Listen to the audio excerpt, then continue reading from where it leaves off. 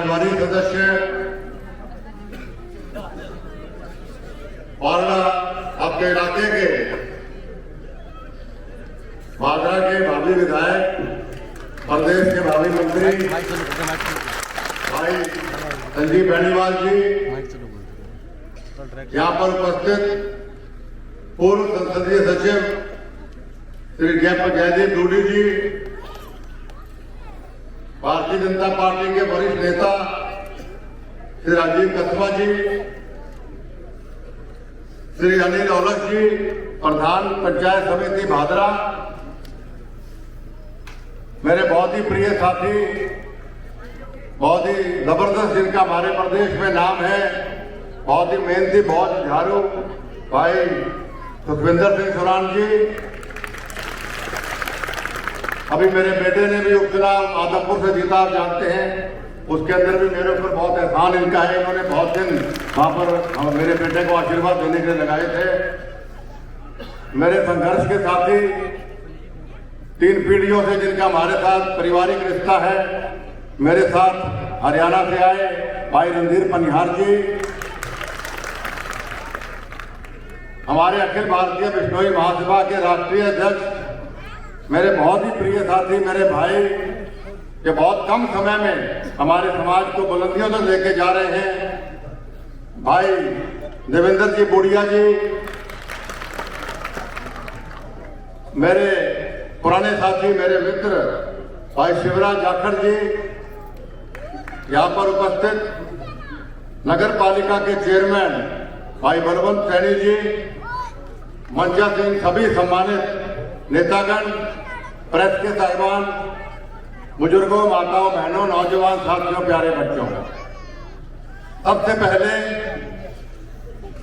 तो आप इतनी भारी संख्या में अपना साथ, अपना सहयोग, अपना आशीर्वाद देने जो यहाँ पर पधारे हैं, इसके लिए मैं भाई संजीव बेनीवाल जी की ओर से, अपनी ओर से और तमाम नेताओं की ओर से आप सबका हाथ जोड़ के अभिनंदन करता हूं, आपका स्वागत करता हूं। और साथ ही मुझे नहीं पता कितने साथियों को यहाँ पता है कि हमारे भाई संजीव बेनीवाल जी का जन्मदिन भी है।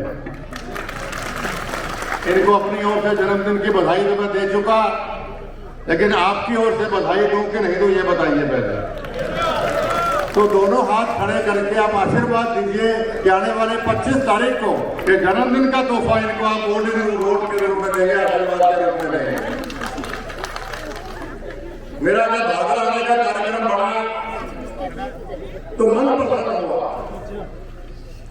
क्योंकि इस इलाके से मेरे पिताजी स्वर्गीय योगपुरुष चौधरी भजनलाल जी का व्यक्तिगत लगाव था, भावनात्मक लगाव था, पारिवारिक लगाव था। हमेशा मुझे कहते थे कि आदमपुर और भादरा में मैं कोई फर्क नहीं समझता। आदमपुर आपका साथ वाला हल्का, 55 साल से लगातार हमारा परिवार वहां से जीता रहा है आपके आशीर्वाद से, और जब भी हम चुनाव वहां लड़ते हैं तो यह भादरा के बहुत साथी बिन बुलाए, क्योंकि पिताजी से प्यार उनका इतना है, वो अपने रिश्तेदारियों में सब जगह वोट मांगने आते हैं। ये एक पारिवारिक रिश्ता हमारा बना है।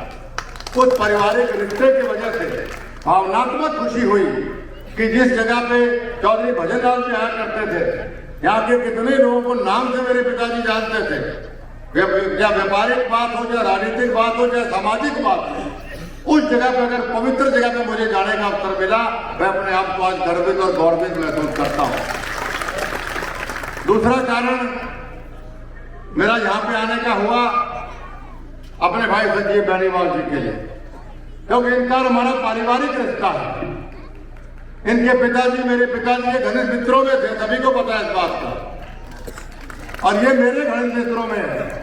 आदमपुर चुनाव में भी, मेरे बेटे के चुनाव में भी दिया भाई आशीर्वाद देने वहां पर आए थे। तो मैं इसलिए दूसरा कारण मेरा यहाँ आने का था, एक परिवार का भाई होने के नाते, और तीसरा कारण मेरा यहाँ आने का था आपको आईना दिखाने का, अच्छे बुरे की पहचान करवाने का, अपने पराये की पहचान करवाने का। पहला, जैसा मैंने आपको कहा कि पिताजी का पारिवारिक रिश्ता और लगाव आप लोगों से था। दूसरा मैंने कहा इतना बढ़िया हमारा पारिवारिक रिश्ता संजीव बेनीवाल जी के साथ। एक हल्के में क्या चाहते हैं आप लोग? एक अच्छा नौजवान, एक अच्छा व्यक्ति हमारी नुमाइंदगी करे, एक अच्छा व्यक्ति जिसके परिवार का अच्छा इतिहास रहा हो, अच्छा वक्ता हो, इतना बेहतरीन भाषण इन्होंने दिया, इतने शेरो शायरी या अपनेपन की भाषण थी और एक बात की नॉलेज इन्होंने आपके बीच में रखी। ऐसा नुमाइंदा आपको चाहिए। तीसरा मैं आपसे जिक्र कर रहा, जब हम अभी गाड़ी में रास्ते में आ रहे थे, मैं चर्चा रणधीर भाई से कर रहा था, देवेंद्र जी से कर रहा था कि कांग्रेस के लोग ये क्या कह के वोट मांगते होंगे यहाँ इलाके के अंदर, राजस्थान के अंदर, क्योंकि 3-5 साल की सरकार में जो गहलोत सरकार, ये अत्याचार, भ्रष्टाचार, बलात्कार इस सरकार में शिष्टाचार बन गया। तो क्या ये क्या कह के वोट मांगते आप लोगों को कि हमने 5 साल भ्रष्टाचार किया, 5 साल हमने राजस्थान को लूटा, इसलिए हमारे को वोट दीजिए? ये क्या क्या वोट मांगते हैं आप लोगों से? गहलोत साहब कहते हैं, जिनका घोषणा पत्र पढ़ रहा था कि हमें मेरे को 5 साल और मौका दो, मैं आपके लिए ये करूंगा, ये करूंगा, ये करूंगा।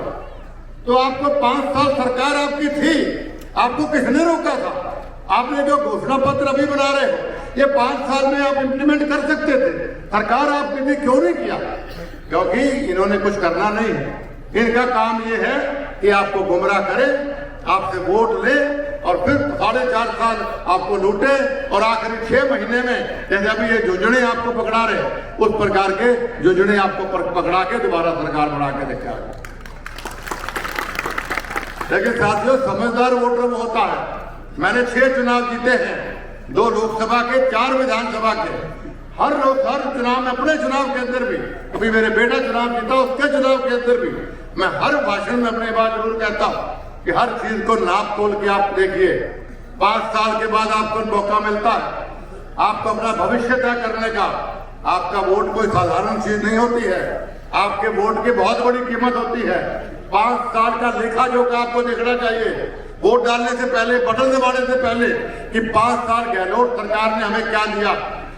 5 साल में आपको वोट डालने पहले सोचना होगा। जैसा भाई संजीव बेनीवाल जी ने बताया कि यहाँ पेपर लीक हिंदू दुनिया के इतिहास में हमने कभी ये नहीं सुना था। लंबा 36 साल का राजनीतिक जीवन मेरा हो गया, हमने कभी ये नहीं देखा कि जो पेपर है वही पेपर लीक हो जाए। बगैर सरकार की मिलीभगत के पेपर लीक नहीं हुआ करते। सरकार की मिलीभगत है। यहाँ का विधायक जैसा भाई संजीव जी ने बताई बात, इस बात का मुझे नहीं पता था। बड़ी हैरानी की बात है कि भाई विधानसभा के अंदर अगर सीबीआई की मांग हो और कोई ईमानदार विधायक हो तो खड़ा होकर उसको बोलना चाहिए था कि सीबीआई की मांग होनी चाहिए। अगर आदमी ने विरोध किया है तो कहीं ना कहीं ये भी मिला हुआ हो सकता है उसके अंदर, इसमें कोई बड़ी बात नहीं हो सकती। इसलिए साथियों, सोच समझ के हमने देखना इन 5 सालों में क्या दिया। एक लंबी लिस्ट मुझे पकड़ाई गई कि जैसे 27,000 करोड़ का खनन घोटाला, 20,000 करोड़ का बजरी घोटाला, पेपर यहाँ का गहलोत के आधा मंत्रियों में भ्रष्टाचार के आरोप, 19,044 किसानों की जमीनें कुछ खोई, आप जानते हैं 19,444। राहुल गांधी ने कहा था कि आप गहलोत के मुख्यमंत्री बनाओ 5 साल पहले, पहली कलम में पता नहीं 24 घंटे या 48 घंटे कुछ बोला था, 10 दिन, और उंगलियों में गिना था 1 2 3 4 5 6 7 8 9 10 दिन होंगे, सारे कर्जे माफ कर दूंगा। तो हो गए कर्जे माफ सारे। 19,444 किसानों की जमीन कुर्क करी।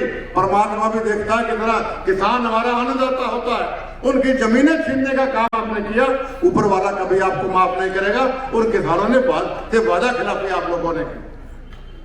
और आप सभी जानते हैं कि पिछले 5 सालों में जो क्राइम रेट बढ़ा वो 11.61% बढ़ा।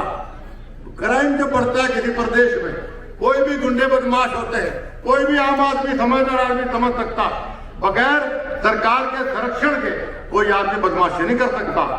अगर कोई एक पुलिस वाला भी खड़ा हो तो कोई गांव में 10 बदमाश होंगे, उसकी कहीं देखने की हिम्मत नहीं हो सकती। लेकिन अगर पूरी पुलिस की जीप खड़ी हो और वो मिले हो, खुश किए वो लोगों को, तो खुलेआम लूट बचाई जाएगी। तो 11.5% क्राइम बढ़ना। और आप जानते हैं महिलाओं पे बलात्कार की 1331 केस दर्ज हुए। इस पिछले 1 साल के अंदर सामूहिक बलात्कार के 4,500 केस के ऊपर दर्ज हुए। आप जानते हैं बलात्कार के सामूहिक 1300 बलात्कार, 4500, 6,000 हमारी बहू बेटियों के साथ बलात्कार इस प्रदेश की सरकार पे हुआ। तो क्या कोई बहू बेटी वाला आदमी इस कांग्रेस पार्टी को वोट देना चाहेगा? ये सोचने वाली बात है, ये समझने वाली बात है। मैंने आपको कहा कि मैं आपको आईना दिखाने आया हूँ, मैं अच्छे बुरे की पहचान करवाने आया हूँ। वही बात मैं आज आपके बीच में दोहरा रहा हूँ। एक मैं कोई बात ऐसी नहीं बोल रहा जिस बात को आप नहीं जानते हो। लेकिन साथियों, वोट डालने से पहले हर एक चीज को आपने नाप तोल के देखना है। आपके वोट की ताकत, आपका आज का दिया हुआ वोट आपके आने वाले कल का भविष्य तय करता है। आपका आज का दिया हुआ वोट आपके बच्चों का भविष्य तय करता है। आपका दिया हुआ वोट आपके परिवार का, प्रदेश का और देश का भविष्य तय करता है। इसलिए साथियों, वोट डालते वक्त कोई गलती मत कर जाना। कोई गांव की बात करेगा, कोई जाति की बात करेगा, कोई और तरीके से गुमराह करेगा। आपने ये देखना है 5 साल में भय, भ्रष्टाचार, बलात्कार के सिवाय, लूटने के सिवाय